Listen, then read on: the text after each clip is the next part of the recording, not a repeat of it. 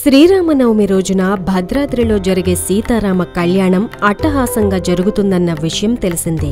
అయితే సీతారామ కళ్యాణం వీక్షిస్తే కలిగే ఫలితమేంటో చూద్దాం. సీతారామ కళ్యాణం లోకజీవన హేతుకం, సకల దోష నివారణమని పండితులంటున్నారు. సాధారణంగా సర్వ సంపదలకు నిలయం భద్రాచలం.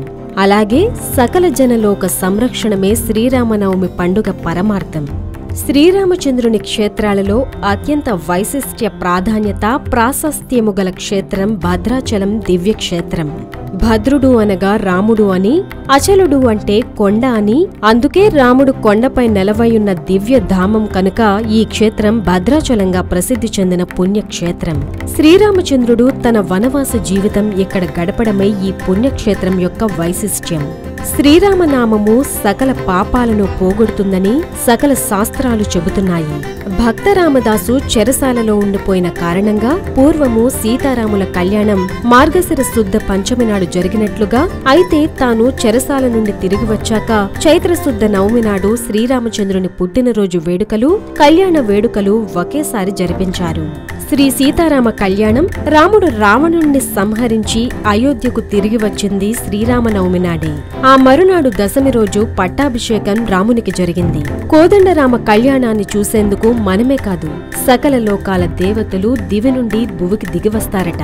శ్రీరామచంద్రుని దివ్య దర్శనం మహనీయంగా, నేత్రపర్వంగా పట్టాభిషేక సమయాన తిలకించి పులకితులవుతారట. ఆంజనేయుని పదభక్తికి మెచ్చి హనుమగుండెల్లో కొలువైన శ్రీరాముని భక్త పోషణ అనన్యమైనదై గ్రామ గ్రామాన రామాయణాలు నెలకొని ఉన్నాయి. శ్రీరాముడు సత్యపాలకుడు, ధర్మాచరణం తప్పనివాడు, ఏకపత్ని వ్రతుడు, పితృ మాతృ భాతృ సదాచారం నిగ్రహం సర్వ సద్గుణాలు మూర్తిభవించిన దయార్ధ హృదయుడు. శ్రీరామనవమి రోజున సీతారాముని లక్ష్మణ భరత శత్రుఘ్న ఆంజనేయ సమేతంగా ఆరాధించి వడపప్పు పానకం నైవేద్యంగా సమర్పించుకుంటారు. ప్రతి ఏడు భద్రాచలంలో జరిగే శ్రీ సీతారామ కళ్యాణం చూసి తరించిన వారి జన్మ సార్థకం చెందుతుందనేది భక్తుల విశ్వాసం. భద్రాద్రిలో జరిగే కళ్యాణోత్సవంలో పాల్గొనలేకపోయినా దగ్గర్లో ఉన్న రామాయణంలో జరిగే పూజలు, కళ్యాణోత్సవాల్లో పాల్గొన్న సర్వ పాపాలు తొలగిపోతాయని నమ్మకం. హలో, మిమ్మల్నే ఫిలిం సెలబ్రిటీస్ రియల్ స్టోరీస్ ఏంటో తెలుసుకోవాలనుందా? లేటెస్ట్ గా రిలీజ్ అయ్యే మూవీ రివ్యూస్ నేను చెప్తే వినాలనుందా? ఇంకెందుకు ఆలస్యం, యోయో టీవీని సబ్స్క్రైబ్ చేసుకోండి. అలాగే మర్చిపోకుండా యోయో టీవీ యాప్ ని కూడా డౌన్లోడ్ చేసుకోండి.